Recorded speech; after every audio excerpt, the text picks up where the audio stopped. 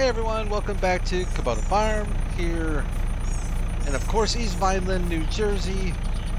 We are here with our lovely Kubota Orange JCB telehandler, and after giving it some thought, I decided, you know what, we've got the tools to do this. I'm just gonna go ahead and do the old manual scoop and dump method, I guess. The plan is to get this manure loaded and brought over to our grapes and use it for our grapes. Now, I don't think we actually have enough manure to satisfy all of our, well, we've only got 5 more grapevine, how you put it, 5 more grapevine setups or groups that need something more than water, that just have water. The other 5 I went ahead and purchased seeds and solid fertilizer for, just to start getting those producing a little bit more grapes, just to see how well they do and see what kind of money we're going to get in return, if it's really worth spending the cash on buying fertilizer and seeds, or whether we just want to stick with kind of a water only thing. I really don't know. But we've got free poop. Our pigs certainly have been busy doing that for us, so that we know we can use.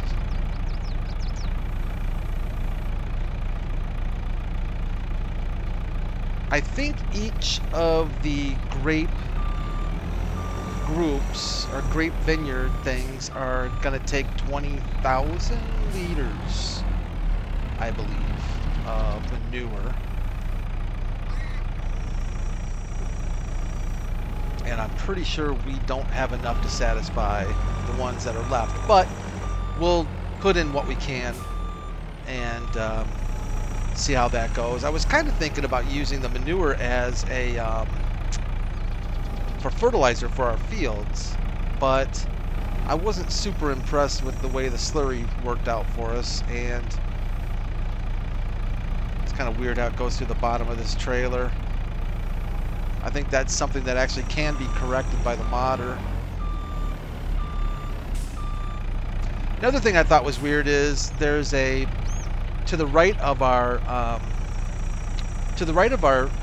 manure pit is a tip trigger, correct? Is that not what that is right there?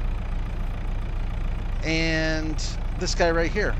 And I could not get it to work. I brought our trailer over with some manure in it, but it never triggered a tip point. So I don't know what's going on with that. I looked at it. I see a box there. I don't know if that's the tip trigger box or what that is. It looks to me like it is, but I could not get it to trigger. I couldn't get it to trigger anything. So I'm a little bit confused. I would have thought that's what that's for, you know, so that if you have leftover manure, you could bring it over and you would dump it there and it would go back into your manure pit, right? Or am I completely wrong on that? Is that something completely different that I'm not aware of? At least I thought that's what that would be. It's always weird seeing that stuff coming out the bottom of the trailer. Whoa! Get the right gear, Brad. I did throw a little food at our chickens, thought they could use it. Otherwise, the rest of June, we're actually in pretty good shape. I kind of checked our fields out, and they're all in good shape. We're basically just in kind of a wait and see kind of point now. Our grass field behind us will be ready to cut in July, and we'll make sure and do that. I also transferred a bunch of silage and grass back and forth from our fermenter to our storage shed or our storage barn. So I got that taken care of. Not the most exciting work in the world, so I just kind of take care of that offline and get that out of the way to keep our fermenter going at 100%.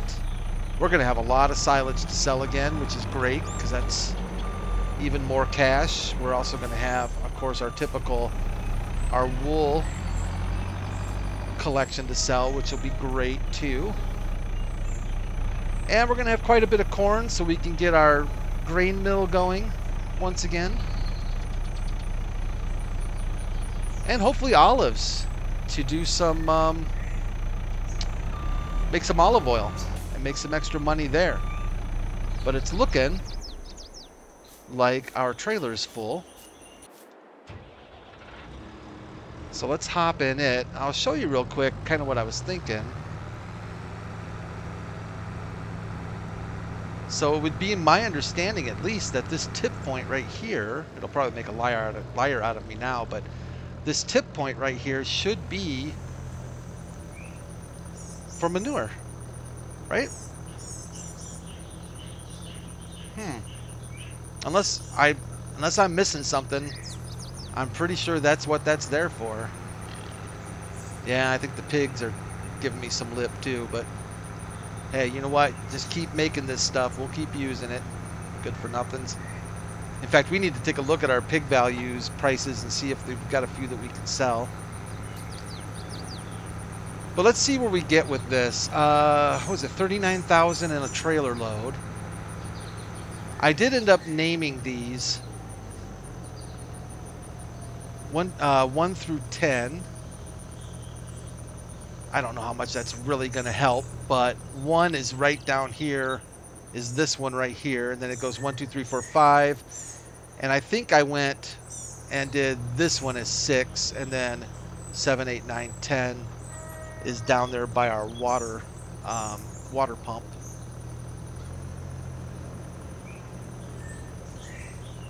And in fact, if we hop out here for a second and take a quick peek here, this should be number 6, I think. Oh, I did it the other way around. Ha! Call me a liar. Yeah, so okay, so I did it the other way around. So 1, yeah, so 1 is down, and this must be 5 here. I'm hoping I really didn't lie to you. Yeah, okay, cool. All right. So yeah, 1, 2, 3, 4, 5, and then 6, 7, 8, 9, 10. So I did 5. Yeah, I did it that way. Anyways, not that it matters much to you, but if we do look at this one, 6, 7, 8, 9, and 10 all only have water right now. 1 through 5, I went ahead and purchased both seeds and solid fertilizer for, just to see how production is going to be in them. I actually think we got a grape crate up here already. We do indeed. So we got our first crate of grapes there. When is grape season? Olives are in June. We'll certainly miss that one because we won't have olives that quickly. And then grapes. Where are grapes? Road salt, sugar, cereal. Did I pass grapes? I think we're gonna plan on making grape juice with our grapes, I believe. So actually, I guess it really doesn't matter. There's grapes. Okay, so they're in May, but I think we're gonna just take our grapes over to the factory and have them make grape juice out of it. Earn a little extra cash that way with it. What do we need to do that? Can't do. Do we have a place to make grape juice here? Is it the farmers market? Supermarket, pizzeria? I'll have to look at this and see if there's. Where does grape juice get? I saw grape juice gets sold there. Duh, Brad. That's where you sell it. Farm shop. Grape processing unit. I guess that's what we're going to take them to. That's simple enough. All right, let's dump some poop. Speaking of dumping poop, last episode I started chatting with you a little bit about my gas station work, and I got to thinking about it, and I've actually worked at 2 gas stations. I worked at a gas station when I was pretty young. I don't think they're around anymore. It was in Minnesota. They were Super Americas. I don't know if any of you remember Super Americas or not. Excuse me. I don't know if any of you remember Super Americas or not. I think they were bought out a while ago. I think maybe, I don't know who bought them out, with 7-Eleven, or I don't know who bought them out, but that was interesting. That was in a reasonably, well, it was a bad enough part of town to where I actually got hazard pay for working there at night. And we had these things that we would clip onto our belts when we went out to take the trash or clean the pumps and do things like that. We were required to wear these.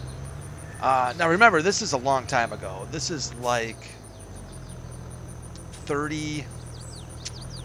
over 30 years ago. Wow, that just seems crazy that it was over 30 years ago.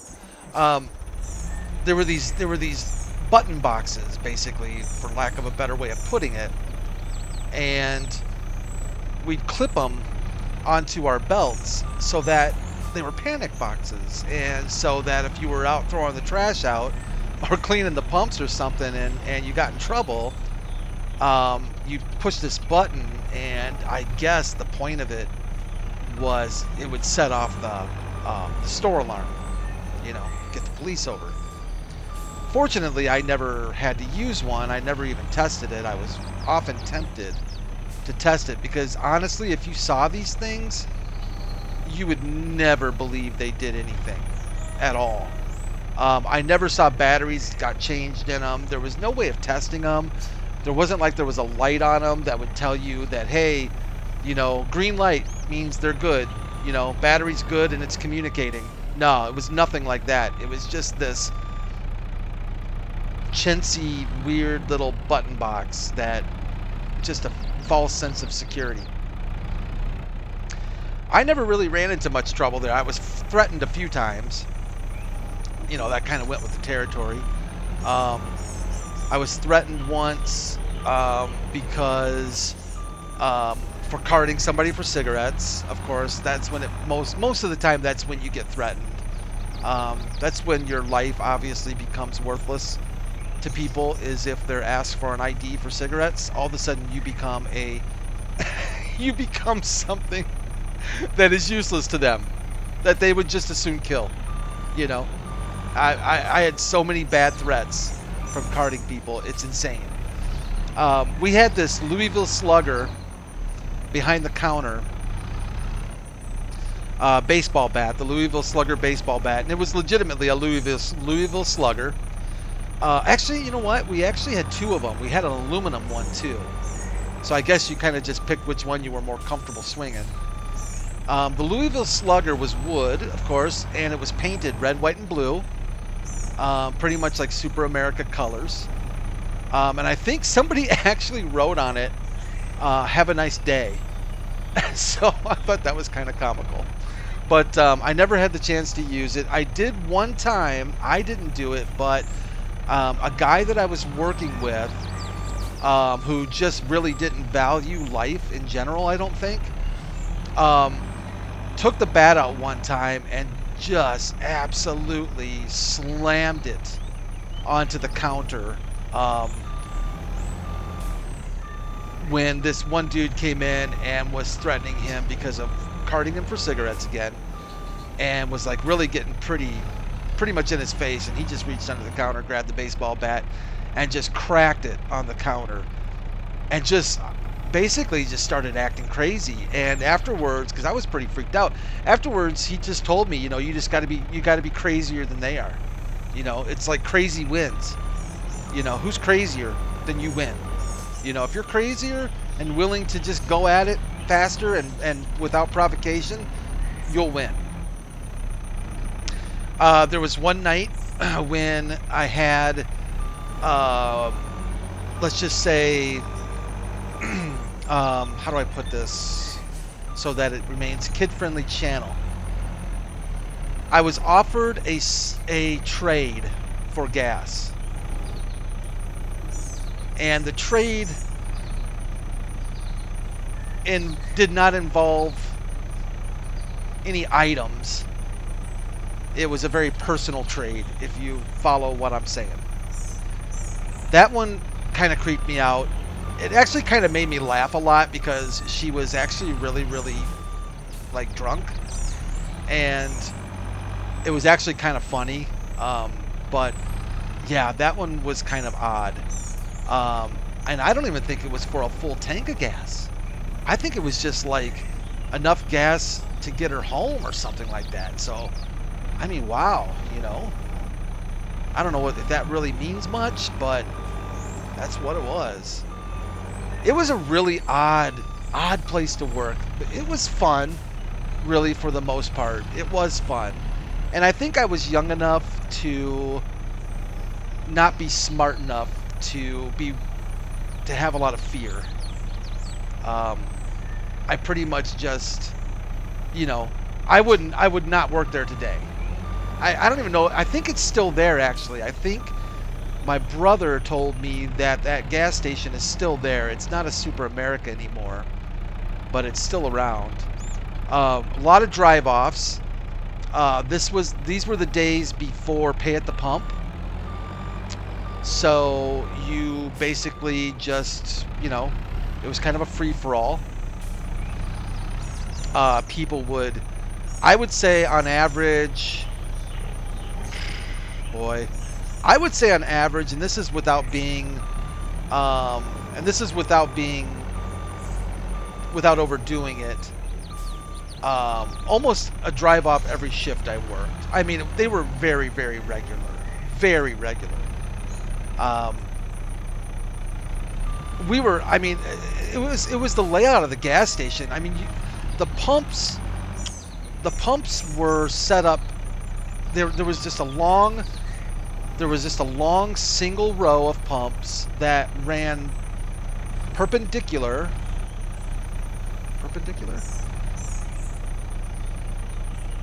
That ran parallel. That's the word I'm looking for. That ran parallel to the street. And it was a one-way gas station. You were supposed to come in on one end, fill up your car, and then leave out of the other drive. Now, of course, that just caused even more havoc because people could not remotely figure that out. But that was the concept, at least. But the way that the gas station was designed, it just made it so easy for people to drive off with gas. I think before I quit, I think they honestly started doing prepay at nights. So you had to come in and pay for gas during the evenings they started with. Which is amazing to me that they even waited that long and just didn't do prepay all the time. But you can imagine how many death threats I received from that alone. I mean, oh my goodness. The second gas station I worked at was not in nearly as bad a part of town, and it hasn't been nearly as long ago, but I can tell you this right now, that, and I don't mean to offend anybody, I honestly don't, I'm just speaking the truth. I preferred, in many ways, I preferred the people that I dealt with in the quote-unquote bad part of town over the people that I dealt with in the upper middle to rich class part of town. Because they are the people that I dealt with at the second gas station that were the upper class, even, I guess, wealthy. part of town, they weren't as threatening, but they were much more, what's the word? Without, again, kid-friendly. They were much more, what is the word I'm looking for? Very self-righteous, very demanding, very, yeah, just, there's, what word am I looking? I know there's a word there I'm looking for, but just a different class of losers, and I mean that honestly, and it just is, and I think a lot of it is just the gas station mentality. There's a mentality from people that if you're at a gas station, that you just don't have to behave or act or be as patient or anything like you would literally any other place you shop in the world. It's just at a gas station. If you're at a gas station, you can act any way you want to. That's the mentality. And I've seen people, I mean, Family Dollar people don't act the way they do at a gas station. Dollar General, you know, it's weird. It's like all these other places, but a gas station, and people know I'm at a gas station. Cool. I'm just gonna, you know, I can say what I want to say, treat the cashiers any way I want to, demand what I want to. You know, it's just a bizarre change of people's attitudes that I could not get over. It was just amazing to me. I mean, it's had its times of great fun, but there were times when I was just like, no, I can't, no. I tell you what, I never kicked, and this is a fact, I never kicked anybody out of the store that I worked at the first gas station, which was the quote-unquote bad side of town. But I booted like 6 people out of the upper middle class, Richie side of town gas station because they were such jerks to the cashiers. I just couldn't do it. I could not stand for it. I could not stand for the way people thought they could treat other human beings. It just was beyond my capabilities. And I literally I kicked them out, you know. And the thing is, you have the right to do it, and there's nothing they can do. You know, one lady called the cops. Nothing you can do. You know, all I had to say was I want her out of the store, and she's gone. The cops are not going to side with the customer. They're not going to say, well, you know, they have every right to be here, even though some customers felt so privileged that they thought they had the right to shop there regardless of what they did. They found out quickly that that was not a privilege, and their privilege was their ass out the door. Out the door. That was their privilege. That's the part I probably enjoyed the most. But yeah, I've got a lot of stories about gas station, and I'm sure if any of you have worked fast food, gas stations, fast food's probably very similar. But I'm telling you, gas station's another level. I got to stop talking about gas stations for a second so we can take care of these, this great production stuff. So okay. So 6 does not have any manure. 7, 8, 9, and 10 all have manure, right? Okay. And if we want to do manure, we have to buy seeds. So we do have to buy seeds. So let's buy some seeds, and let's activate grapes, seeds, manure. This one only has water. We're just going to leave it at that. This one has manure, so we need to buy seeds for this one, and we can activate that one. And this one as well. And we can activate you. And we can activate you. So there we go. So all of these up front. Whoa. Wow, okay. I guess I turned on that speed run, didn't I? All of these up front are water, seeds, solid fertilizer. All the rear ones, except for one, I guess, right, are manure, seeds, and water. And this poor little thing here is water only.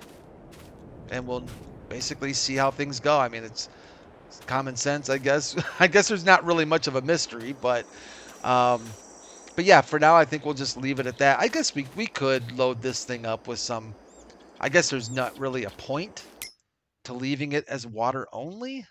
Really, is there? Seeds and solid fertilizer. And we'll activate that one as well. We might as well get our grapes growing as quick as we can.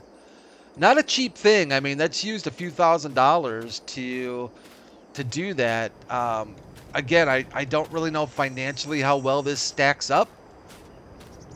I have to believe, though, that we'll make out better in the end with grape juice, but it's just kind of a waiting game, you know? I did some reading, and I thought it was interesting that a lot of people are arguing that grape orchards, when not those kind, but the kind that you would actually plant from giants, are simply not really money making, are probably not worth doing. Which, you know, I maybe they aren't, maybe they are.